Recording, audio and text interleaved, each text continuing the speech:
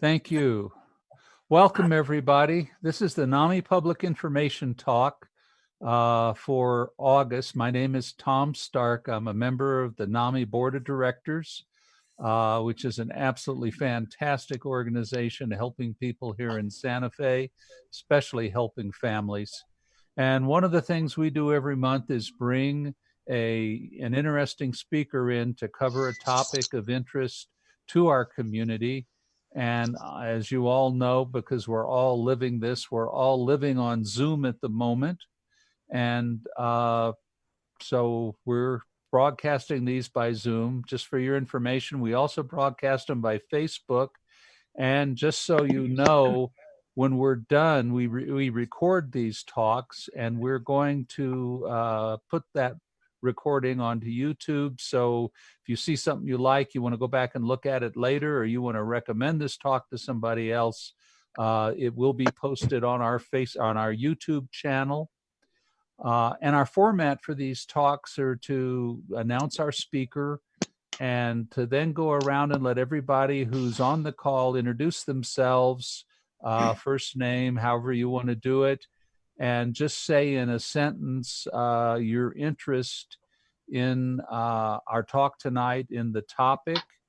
And with that, let me tell you who our speaker is and what the topic is. We're very fortunate tonight to have Dr. Larry Lazarus with us.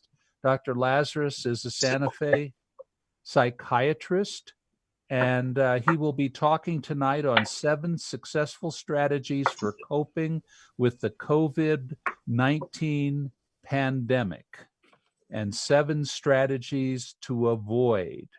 So before we turn it over to Dr. Lazarus, I'd like to go around, and the only way we found to do this is to call on each person. So some of you may be called as iPad or iPhone, and we hope you know who you are. So with that, I would like to start with the NAMI's tremendously supportive admin, Jessica. Jess, you're on mute.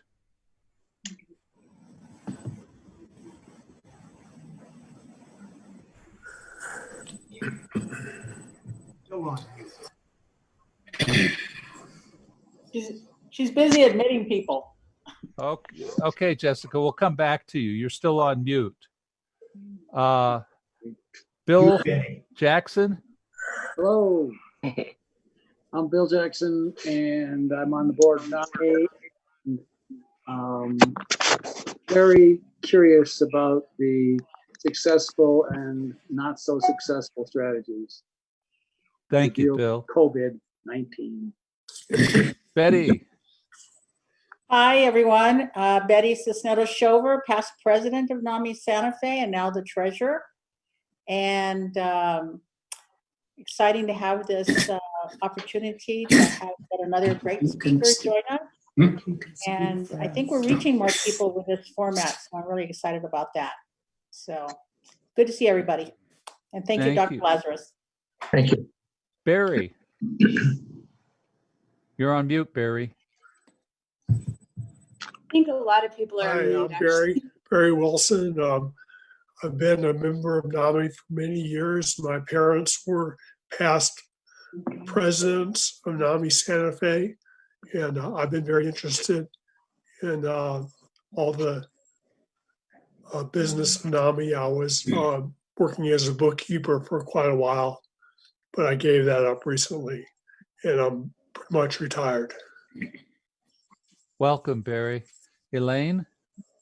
Hi, I'm just I'm also interested in just learning different strategies with COVID, just being all cooped up in the house and not being able to do our normal things can drive a lot of us crazy sometimes. Thank you. Craig?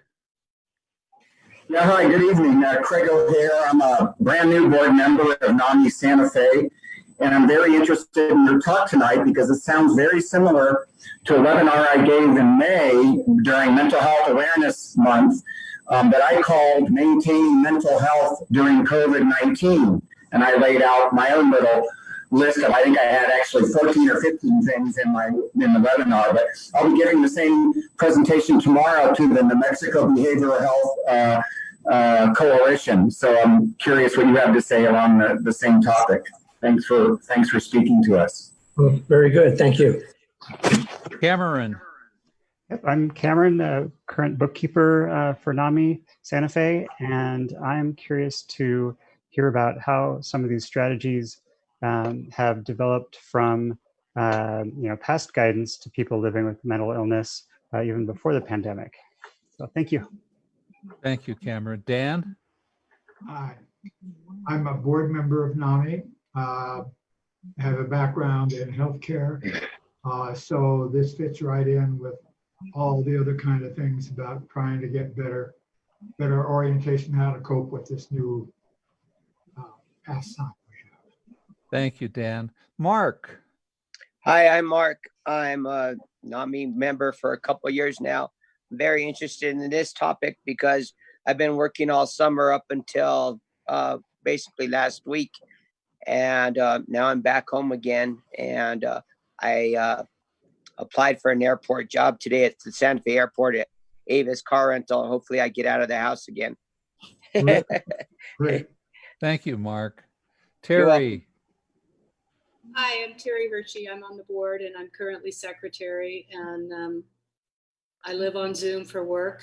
And we've actually contracted with a former Navy SEAL at my business to help with some of the techniques that he had being stuck on sub for like 60 days to translate into the environment we're in now. So I'm curious of what tips you can offer us as well, because we're all in this endurance contest together. Thank you, Terry. Bill Schuler? Yeah, I'm Bill Schuler. I'm a NAMI member, and I just wanted to see what kind of helpful advice you may have. Thank you. Rebecca? You're muted, Rebecca.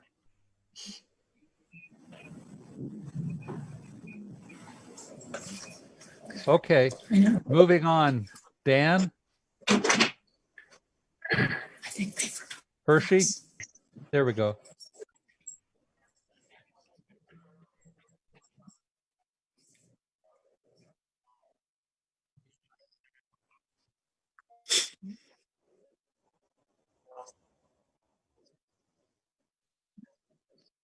Louise?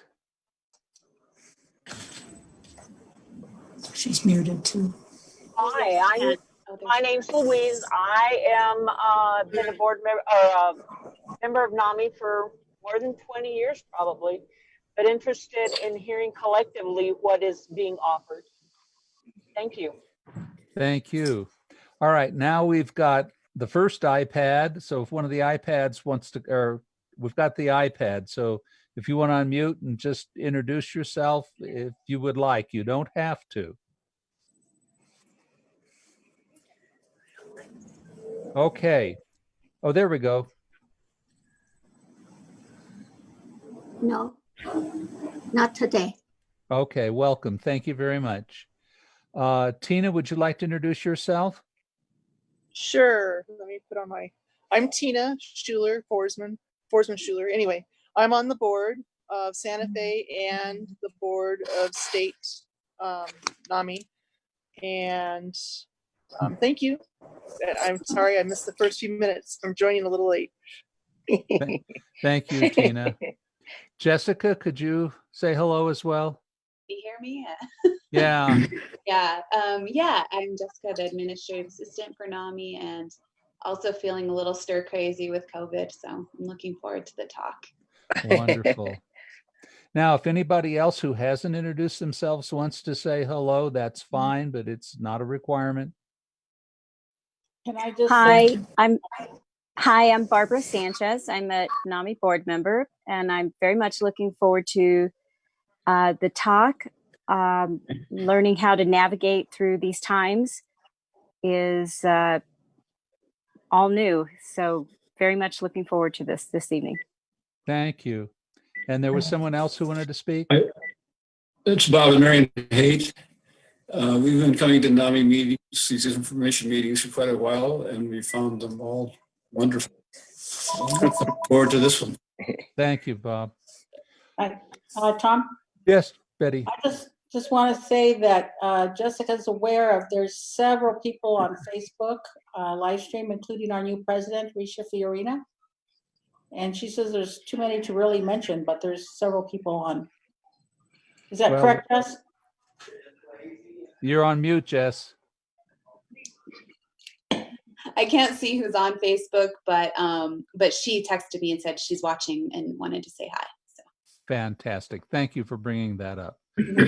All right. With that, I'd like to turn it over to our speaker, Dr. Lazarus, and take it away. Thank you, Jess. Well, I'm Dr. Lazarus, and I'd like to thank all of you for coming here to the Zoom meeting. We're all getting used to these new methods of communication, which we'll be talking about. I want to just say that I've been in Santa Fe for 20 years, and that almost qualifies for being a Santa Fean, although I wasn't born here. I also like to mention that I'm not quite an expert, because an expert is defined as someone with gray hair from out of town with slides. Okay, I have gray hair, what I have left. I am in Palm Springs, California, because I wanted to get away from the hot weather in Santa Fe, but also to see my kids who live here. But I don't have slides, so I might make it an expert. But what I'd like to share with you is how I got interested in this topic. And I think you probably can all relate to what I'm going to say.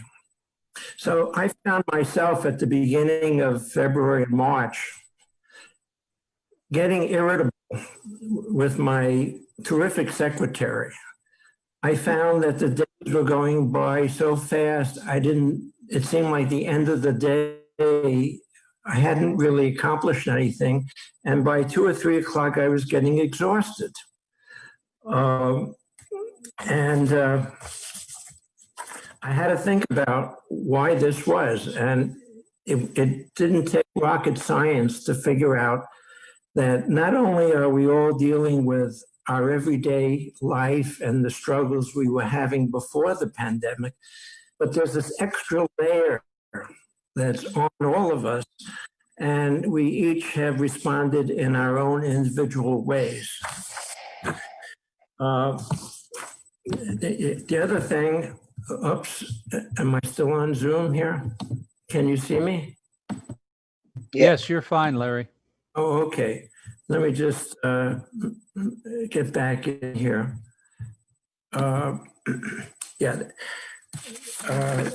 Thing I'd like to emphasize is that what most of us are going through, including myself, is ordinary, normal responses to an extraordinary situation.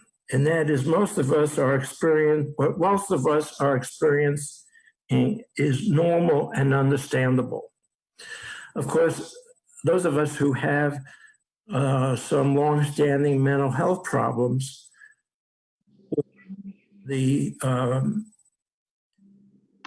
elderly who have chronic health problems, let's say, are going to be more vulnerable to this. And it's not unusual, and it's understandable and normal that there'll be some increase in the symptoms one had before the pandemic. So if you had problems with depression, let's say, it's not unusual for the depression to get a bit worse, because we've been living under this for about 6 or 7 months. And what makes it more difficult is that, as in previous times, like World War II or the economic depression at the end of the 1920s, or the polio the polio epidemic that I know I lived through, and some of the more older people who are here tonight have lived through that. We had very good leaders who offered us hope, and Americans joined together. I'm thinking of Franklin Delano Roosevelt, Winston Churchill. There was no doubt that they made us feel hopeful and secure. And those of us who are pushing 60 like me, although I'm a little older than 60, but I don't like to admit to that, may remember the fireside chats of FDR during the war when he was very reassuring. Well, that brought the country together. Unfortunately, we have a lot of splinter groups in the United States, and there are a great number of people that still believe that this is a hoax. It was fabricated by the Democrats, that China and the World Health Organization is solely to blame for the problems that we're experiencing. And I think in some ways that's kind of unfortunate. So let's turn to 7 coping strategies. Most of you know these strategies, but it's worth repeating, and I'll give you some examples. The first coping strategy is, of course, to think back over other stressful times in your life and remember the strategies that helped you through those times. Whether it was the transition from adolescence when you were rebelling against your parents and you wanted to get your driver's license even before you turned the appropriate age, or when you started your first job and you had some anxiety about that, or you got married, had your first child. These are all transitions. And yes, they're happy transitions, but they're also stressful times in a way because you're getting used to something new in your life. So when I think about what has worked for me in the past is when I'm stressed, I work harder. When I'm in medical school, I studied more because I wanted to pass, I wanted to be a doctor. And other times when I've gone through stress, I've used some coping mechanisms that seem to work. So when this came and I figured out why I was more irritable, why time seemed to take on a different meaning to me, I thought about what coping strategies I've used in the past. So what I did, quite frankly, is I came up with a schedule for myself, a daily schedule of what I would do. And on the schedule, at 3 or 4 o'clock in the afternoon, because I knew I couldn't work anymore after that, it was futile, I put down, take time off for yourself. Do nothing. So from 4 p.m. on, I would do nothing, or I'd listen to music, I would read a novel, or whatever I enjoyed to give me pleasure. I'm not suggesting this is for everybody, but I happen to be a list maker, and I'll come back to that a little later. Now, a second coping strategy has to do kind of with the first. Instead of looking at the pandemic as solely a tragedy, something we have to grin and bear, something we have to suffer, why not look at the pandemic as an opportunity?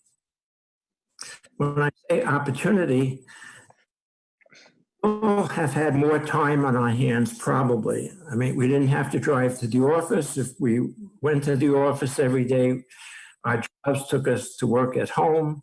So this was an opportunity to spend more time with your children, with your spouse, with your family.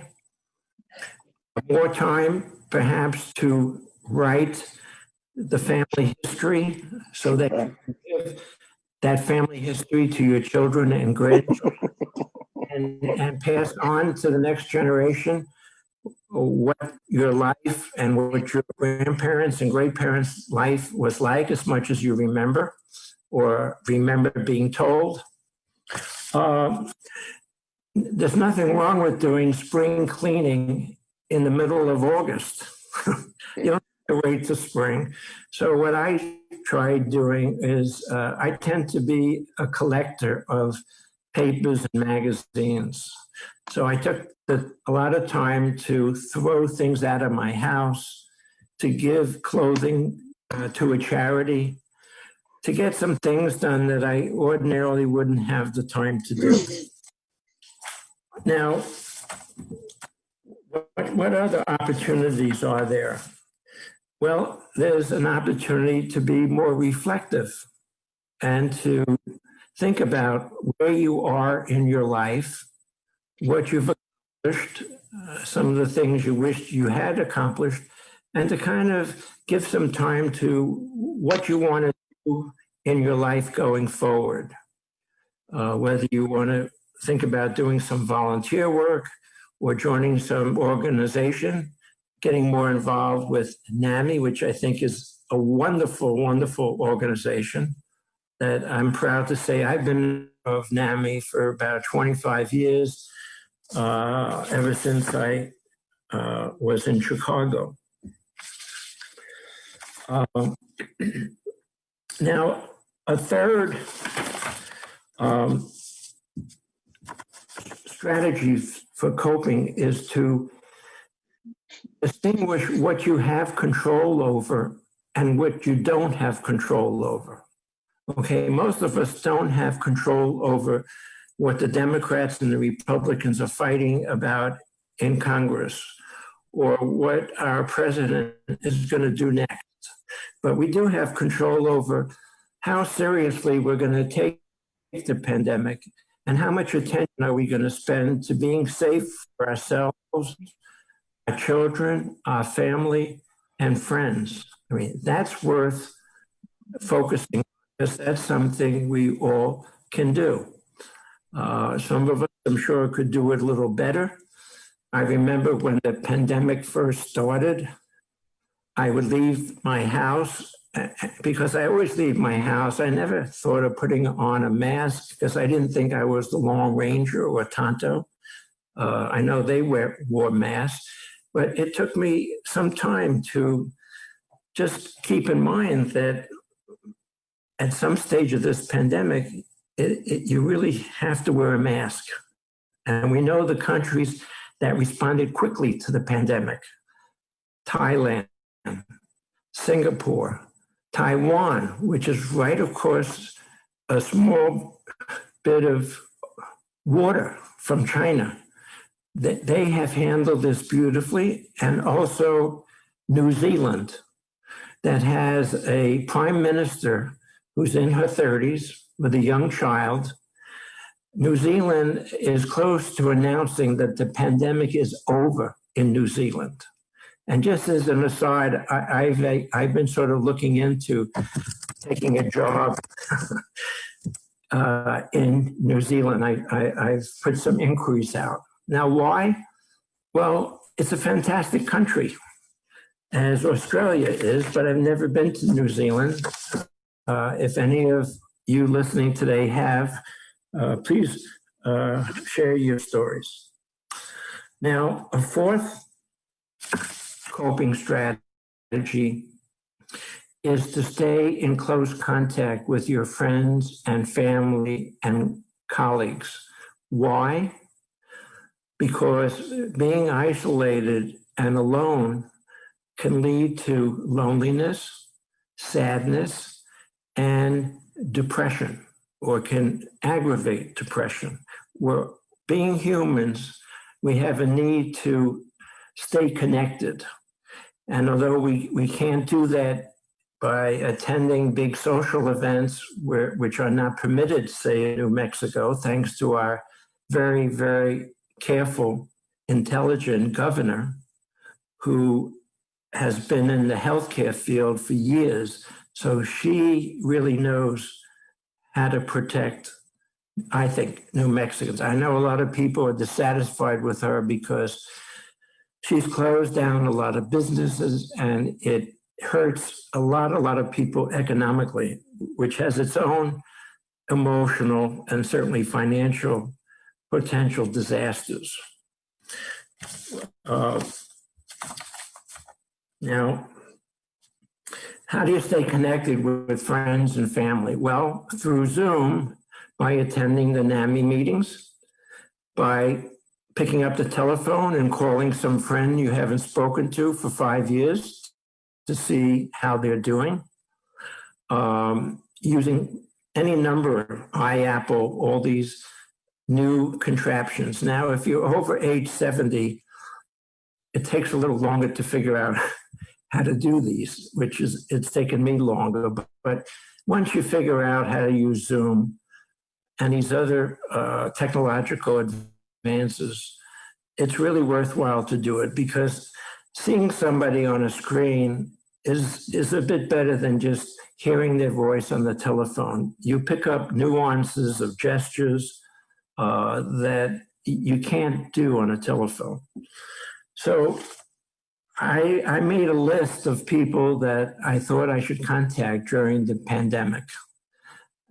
Some went back to some old girlfriend I had 30 years ago.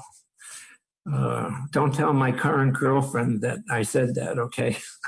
No, just to say hello and see how she was doing. You'll be surprised how welcome people are that you thought of them. And in a way, you're doing these people a tremendous service.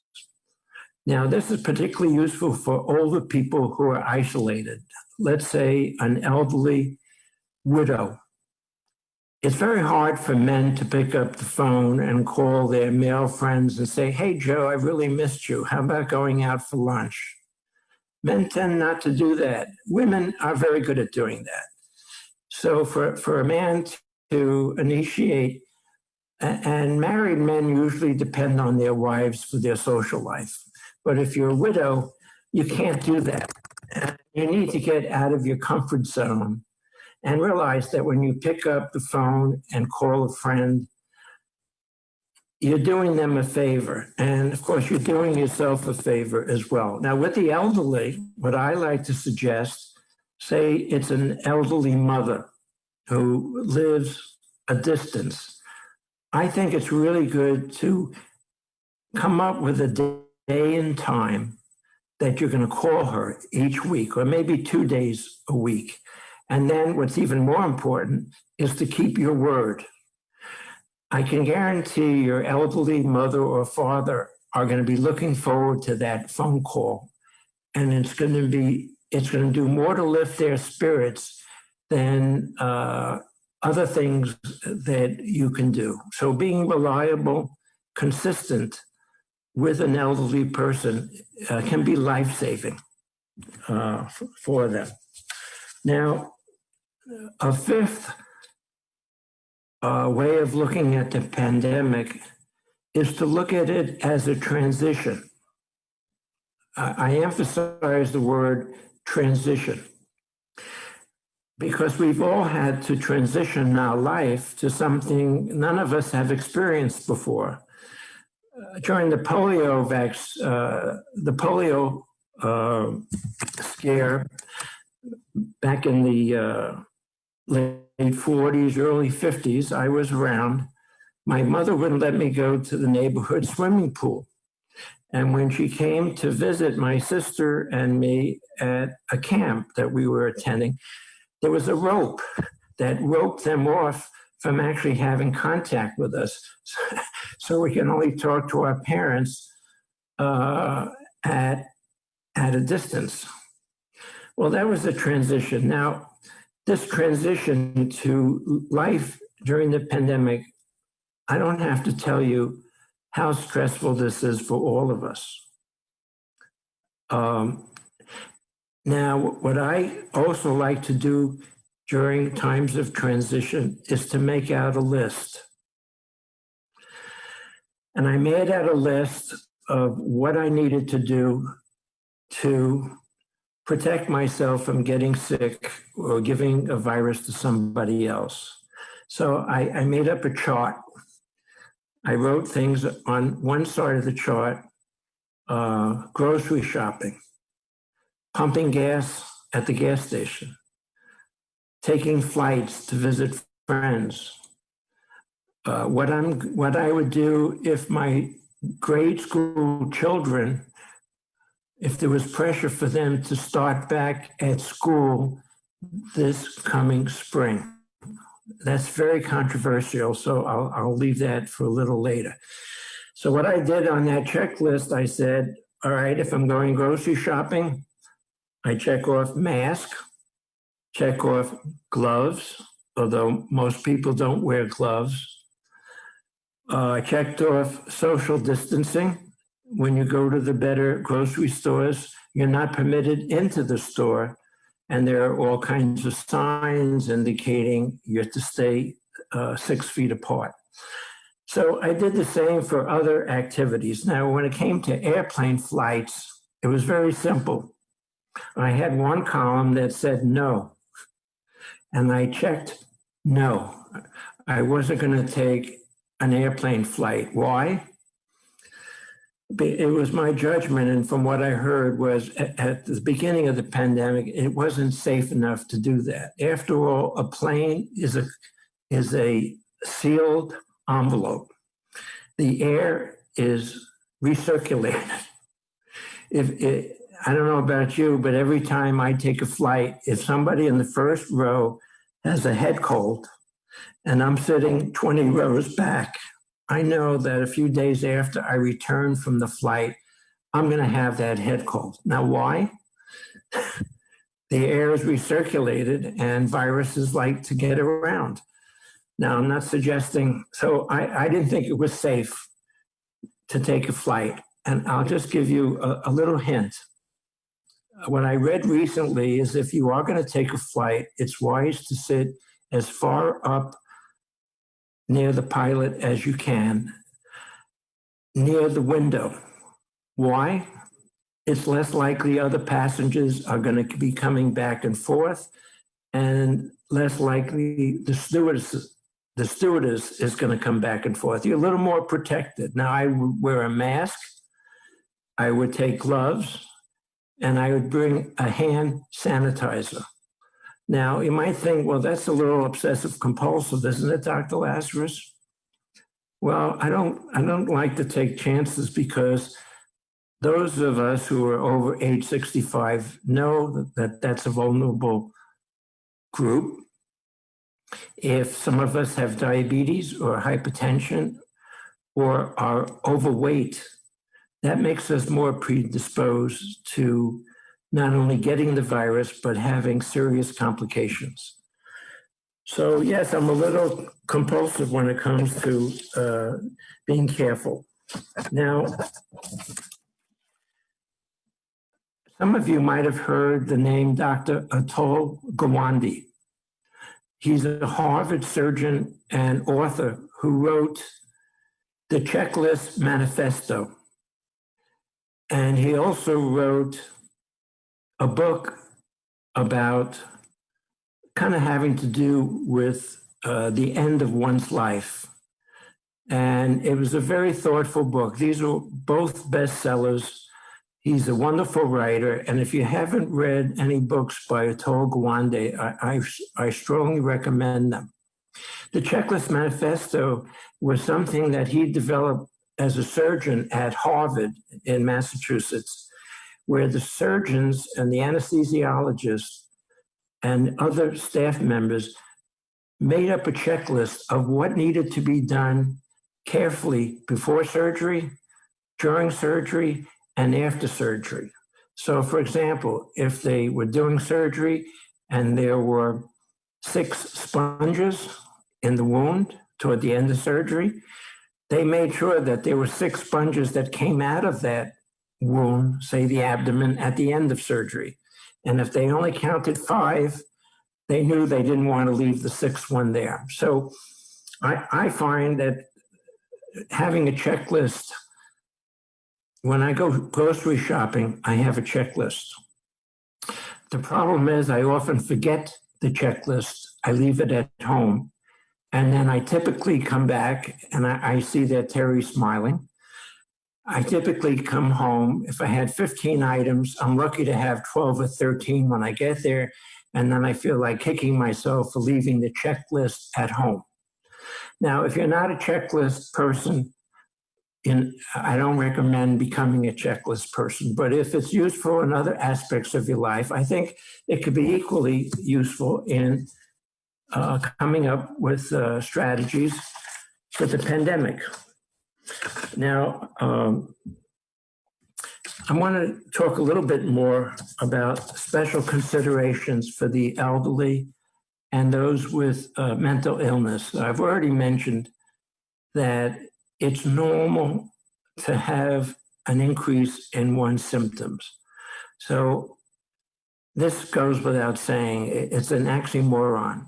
For someone with mental health problems, it's critically important that they keep their appointments with their health professionals.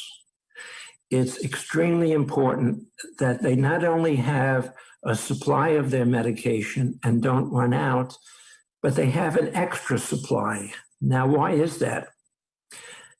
There have already been some reports of some medication that has gone in short supply from pharmaceutical companies, especially medicines that are used to treat COVID-19 in the hospital. If I were taking an antidepressant and I was very dependent on it, I wouldn't want to go to the pharmacy next month and saying, gee, they have a shortage of it. They're not going to get any in for a week or two. We're sorry. So having a little extra supply of medication, I think, is another kind of safeguard.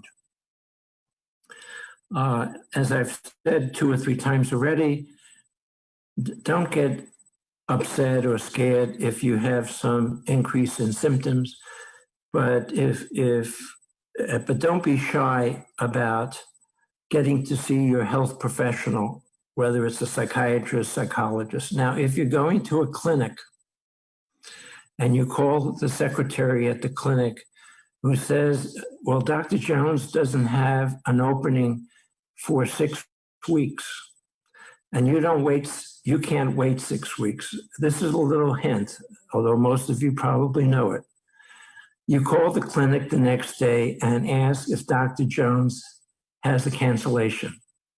And if he does or she does, get in to see them the next day. I really get upset when I hear from my patients who are, say, going to a clinic at Christus St. Vincent's or some neighborhood clinic that they're told they can't get in because the clinic is overwhelmed with patients. If your problem is serious, you really need to be very assertive in this environment to get good medical care.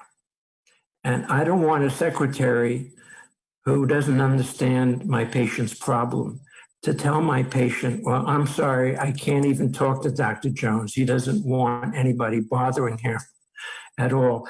That secretary is like the gate that protects the doctor. But you don't need to abide by that. So just like anything else, the person who pushes and is assertive is going to get the care that they need. That's and I feel very strongly about that. And because I've seen what happens when you can't get to see your doctor. Now, the seventh and last strategy I'd like to suggest is to maintain hope and patience. Let's remind ourselves, as I said at the beginning of this talk, we've been through worse things in our lives, either personally or we've seen the country go through the civil rights movement. I mean, that was a positive thing, of course, but there was a lot of disruption. There was, especially if you remember, after Martin Luther King was assassinated. I was in Chicago and I watched the west side of Chicago burning as the people got so enraged about his assassination. So we've been through this before. And what has come out of stressful times before? Let's take World War II. Let's take the polio. pandemic that we had. The world was affected by that. What came out of this was the polio vaccine, computers, space travel, some improvements in society. Now, we're all hoping, and we've all recognized very painfully what disparities exist in our society that have been so emphasized by the pandemic. Disparities in who gets health care. For example, what's happened to the American Indians on reservations that had no running water? What happened in nursing homes where they can't possibly, it's very difficult to maintain social distancing. So about a third or a fourth of all the deaths that have occurred in America have happened in nursing homes. Now, we need a better education system where people can learn and people can be given the opportunity to learn. Now, I would like the person who is flipping hamburgers at McDonald's to have more than a grade school education, hoping that he will know and take seriously what bacteria or virus type of infections can cause. So the more intelligent the person working at McDonald's is, or the person delivering your groceries at home, or the taxi cab driver. Of course, we don't have taxis anymore in Santa Fe. We have Uber drivers. But do you want these people to make sure that it'd be nice if they had a better chance at education, because it will make all of us safer. What are we going to take out from this, what some feel is a horrible situation? What are some things that can be learned? And what can society do to make America not only greater again, but more fair, more just, and to make it really an opportunity for people who are born in a disadvantaged community or families that are not able to provide even the necessities. Now, these problems are not going to be addressed and taken care of in the next 5 years after the pandemic. But can't we all hope that there's going to be some justice done, for example, to our judicial system? Why in prisons, why do our prisons composed, 70 or 80% of prisons are composed of people of color? Now, why is that? Prisons have become the new state mental hospitals. You know, we used to have, and we still have in New Mexico, we have the Las Vegas Behavioral Health Center, which is a very good state hospital. I worked there myself for about 6 years when I first came to New Mexico. But why are the majority of people with serious mental illnesses who require treatment in a good hospital setting, why are they in prisons? It really, these things really don't make any sense. Okay, so I think I'm going to stop here, and I would really appreciate your questions. We have time. I'll suggest 3 or 4 things that we should avoid doing during the pandemic. But let's take a pause here. I can have a drink of water. I can try to get some slides together so I can be a little more of an expert for the rest of the talk. But don't count on the slides. I didn't bring them. So I'd really like to hear your experiences with the pandemic and what questions do you have? Thank you, Dr. Lazarus. Jess, let's go ahead and unpin or unspotlight the video so we can get everybody on the screen.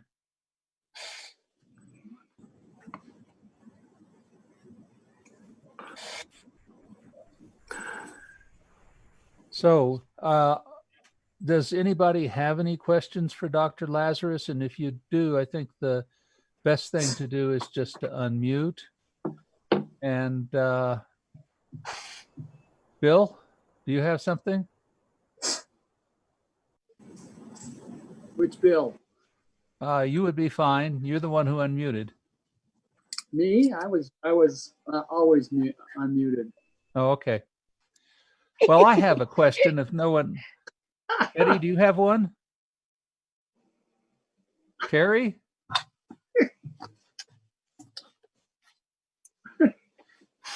Okay. I have a comment. Go for it.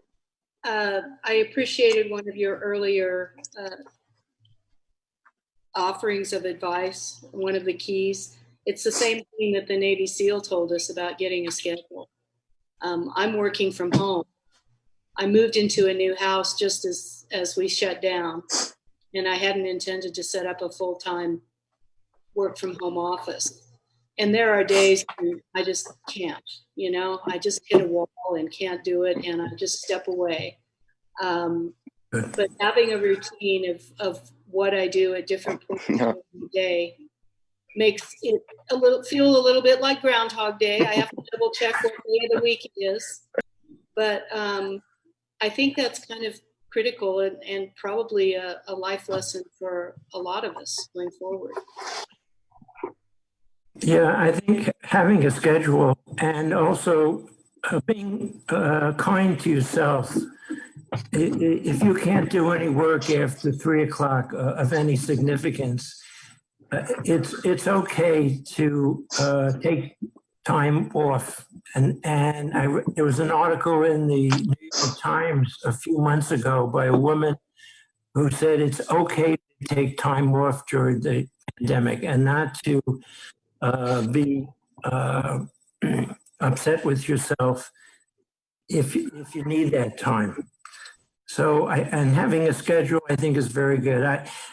And one other thing about if you do have a list of things to do, I don't think I mentioned this. Start with the easiest things that you can accomplish, because it'll give you motivation to go to the more difficult tasks. Don't start with the most difficult one, and then at the end of a week, you're not anywhere close to accomplishing that. Okay? Thank you, Dr. Lazarus. I have one.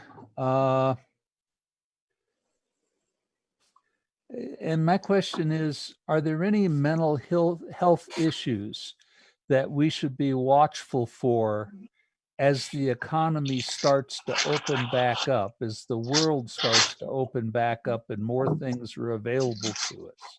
Are there any things we should, be aware of that we might be struggling with that we wouldn't think of automatically?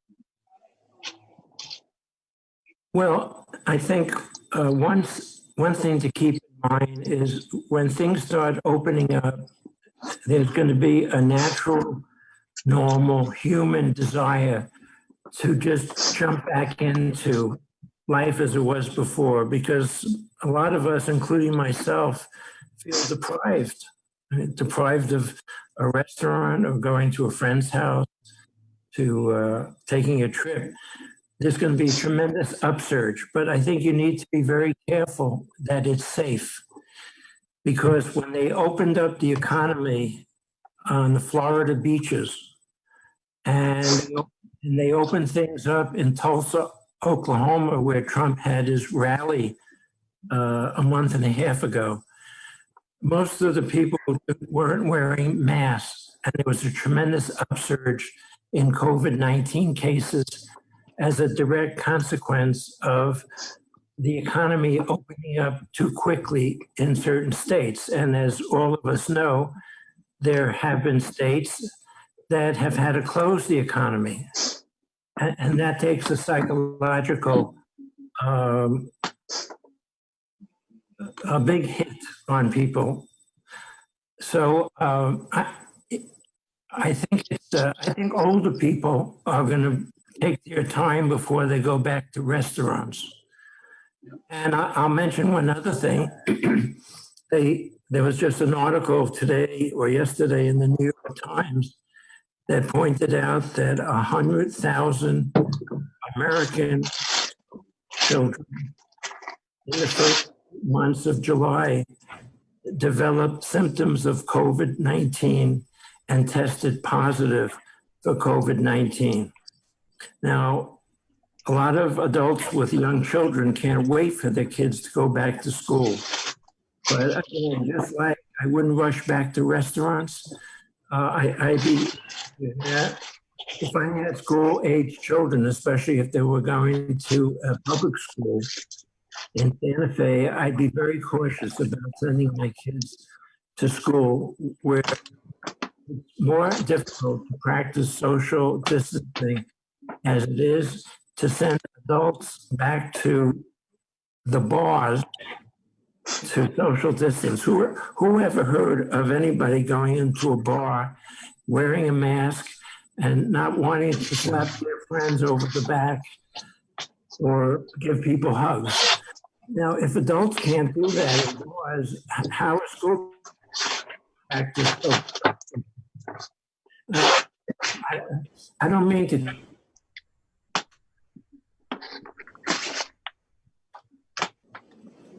conservative and being a doctor and listening to credible sources for information like Fauci, John Hopkins, Mayo Clinic. The Kaiser Foundation has a wonderful website to get accurate information, and I would avoid conspiracy theorists, as I'm sure we do. I know. Thank you. I've gone far beyond your. I don't even know if I answered your question. Well, no, I think you did. You really did, and you hit a good point, which is we're all going to be raring to go out and do what we used to be able to do. And until it really gets to be safe, there's a lot of risk to doing that. And we just need to be a little cautious, as well as recognize whether we're in a high risk group or a low risk group, or whether we live with someone in a high risk group that we don't want to give the infection to because of what we've done. I do have one other question, and that is, do you think the practice of psychiatry will change as a result of what we've gone through with the pandemic, that the way psychiatrists work with and care for their clients or patients will change because of what we've learned?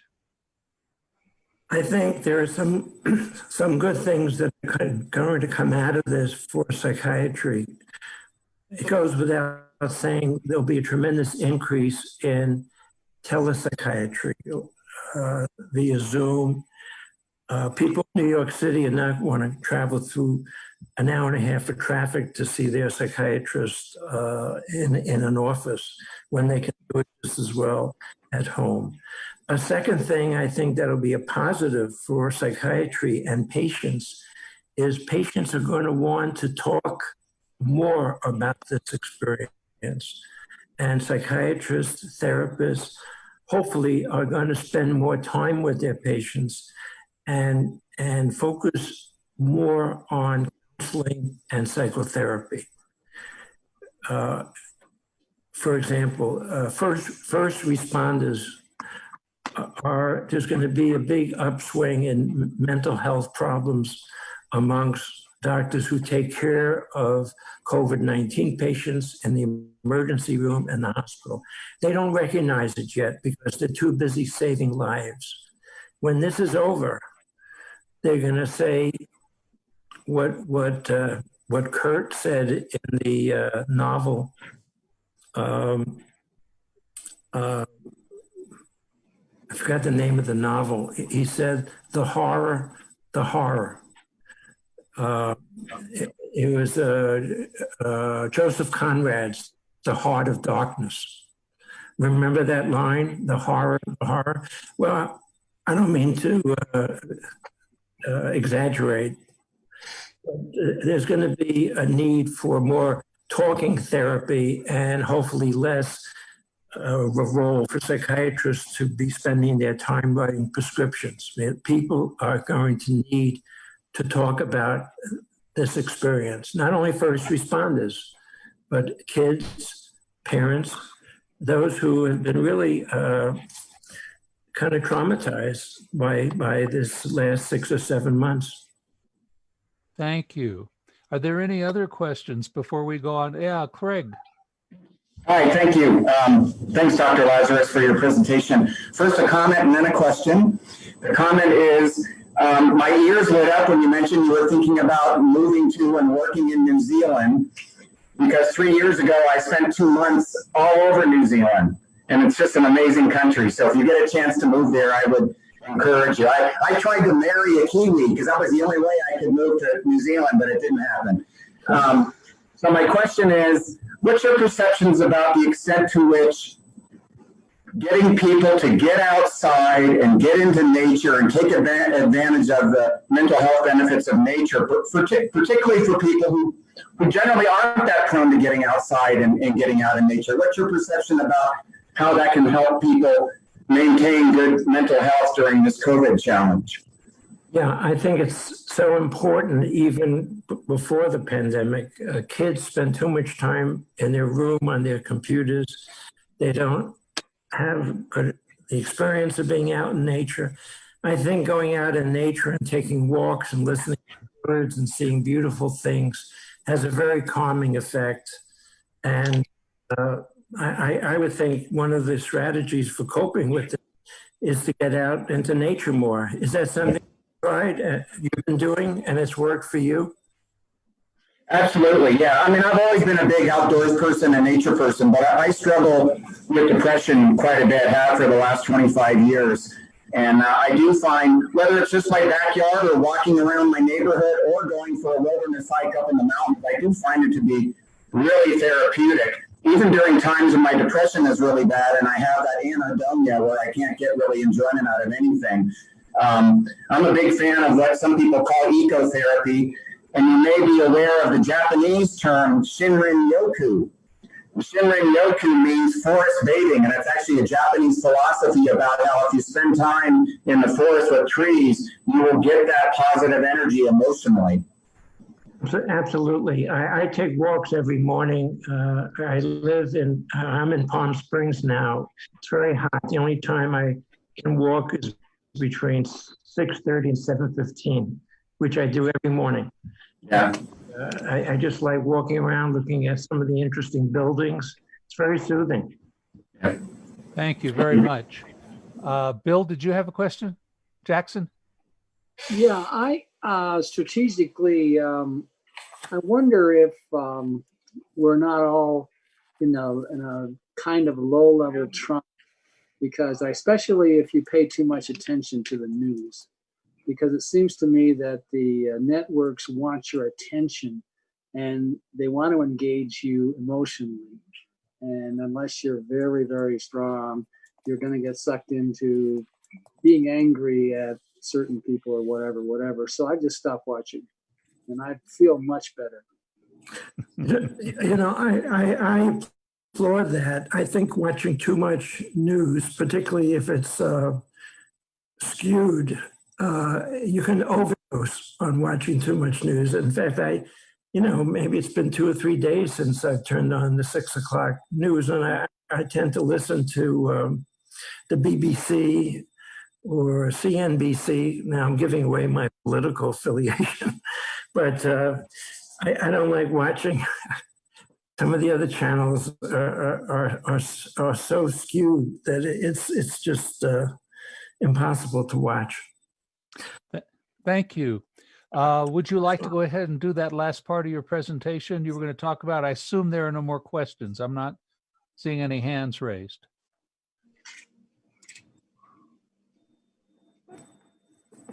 So with no more questions, would you like to do the next bit that you talked about, the strategies to avoid, I believe? Yes. This is going to be easier because the first one we've already talked about, and not overdosing on depressing news. You can only take so much, and there isn't a need to overdo it, certainly. Now, a second thing is to, another thing to avoid, and I see this in myself, and don't throw caution to the wind. You know, 6 months of this is 6 months too long. And I'm glad you raised this issue just 10 minutes ago of not to rush back into the opening of society and the opening of things that we've taken for granted. And I'll give you an example. Say a man is 76 years old with a few chronic medical problems. He's been shut up he's been locked in his house for 6 months. He's afraid to go out. And his children said, Dad, I don't want you going outside. Well, all of a sudden, you know, he starts thinking, well, I'm 76 years old. Well, how many more years do I have to live? I can't stand this anymore. And I can see some of those men and women saying, the hell with it. I'm going out. I'm going to go to the restaurant. I might not even wear a mask. Well, that's throwing caution to the wind. And it's tempting to do that, but it's certainly not advisable. If you've stuck it out this long, you have to keep in mind this thing might be over in a month or two, or hopefully they will have a vaccine. Now, a third thing to avoid, because this is a safety precaution, is not to get into alterations with people you might see at the grocery store or when you're on the street who aren't wearing a mask. The best thing you can do is by your own behavior. When I walk around Palm Springs, I walk on one side of the street, and if somebody's coming toward me, they'll often walk on the other side, even though we're both wearing masks. But you don't know who you're getting into an altercation with. And so you don't want to do something embarrassing in a grocery store and ask some elderly 80-year-old woman, why aren't you wearing a mask? Now, you might say something kinder to her, saying, we're all wearing masks here. I'm concerned about you. Is there some reason that you prefer not to wear a mask? But you don't want to get into like a road rage type of situation. We all know what that means, because there have been terrible outcomes when a motorist feels like he's been cut off on the street, and then he then runs after you, maybe with a gun in his hand. You don't know who you're dealing with. Now, another safety precaution to deal with, and this is not talked about, but if you're a single man or woman and you're dating, you need to think of what is the health of this woman or man that I'm dating. And it wouldn't be insulting to inquire if they've had any symptoms or they've been in contact with anyone. I don't know if you want to insist on having a COVID test before going on a first date, but it's not uncommon for young people to be tested for venereal disease and showing their results when it might come time to engage in some intimate behavior. It might sound strange. I mean, if you're courting somebody, to ask them, have you had a COVID test, or are you showing any signs? But I don't think that would be unreasonable. Now, I couldn't come up with 7 behaviors, actually, so I might have fibbed. Those are 4, so I'd rather spend the time remaining for questions and comments from those who have been kind and attentive to this talk. Well, thank you very much. And 4 good behaviors to avoid are better than 7 not so good. So thank you for picking and choosing. Do we have any more questions? Because I do have a question I want to ask, but I want to give. Okay, seeing nobody jumping up and down to ask a question. Dr. Lazarus, as you were talking, one of the things that hit me was that there are probably a large number, especially of younger people, who are sort of whiling away the hours at home on their games and their iPads and their cell phones and whatnot, playing games. What do you think the chances are that we're going to come out of this epidemic with a lot of people suffering with some serious screen addiction? Well, it's happened. It's happened already. It used to be television addiction, where kids would spend 4 or 5 hours a day watching cartoons on television, not reading good books or more sort of culturally rich activities. I think it's going to be more of a problem because there are more kids doing it. It's a diversion. I have a patient who's 11-year-old, stays in his room 6 or 8 hours a day playing computer games. And I don't.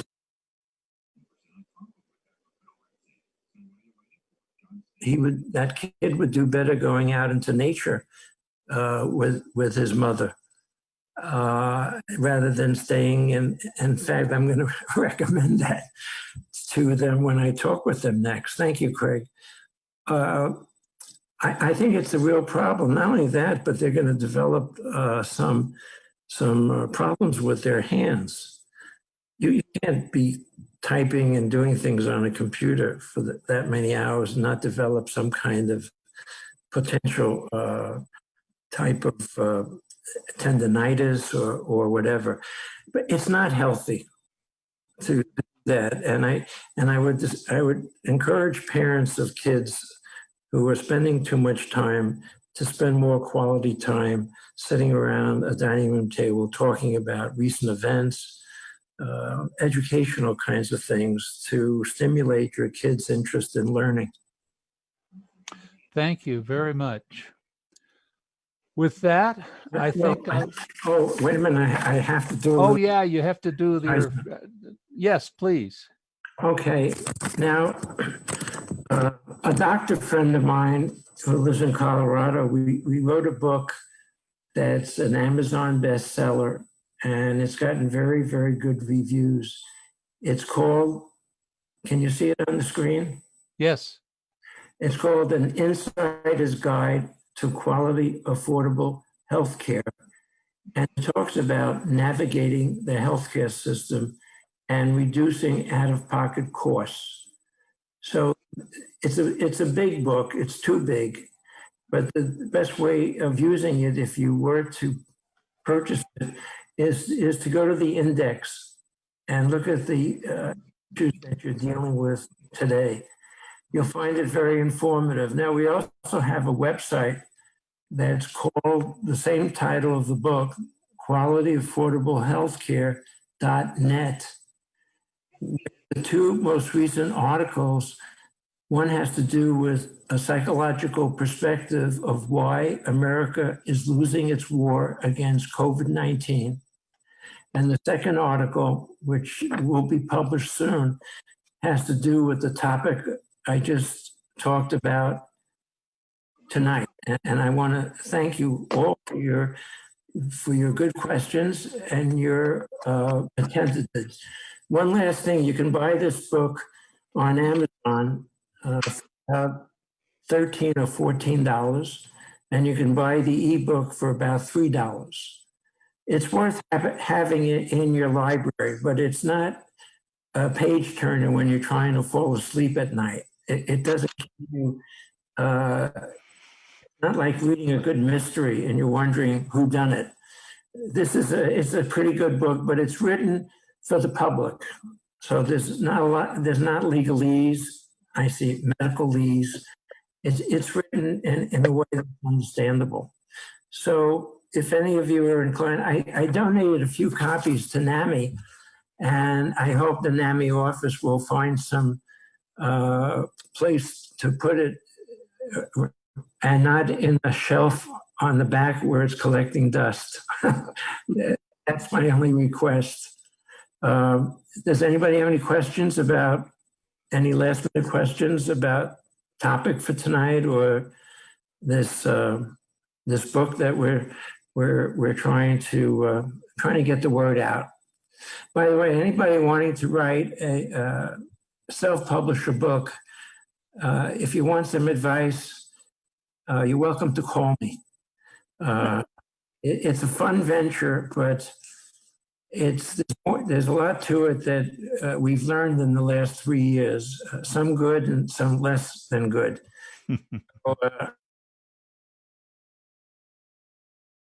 About that. Well, thank you very much, Dr. Lazarus.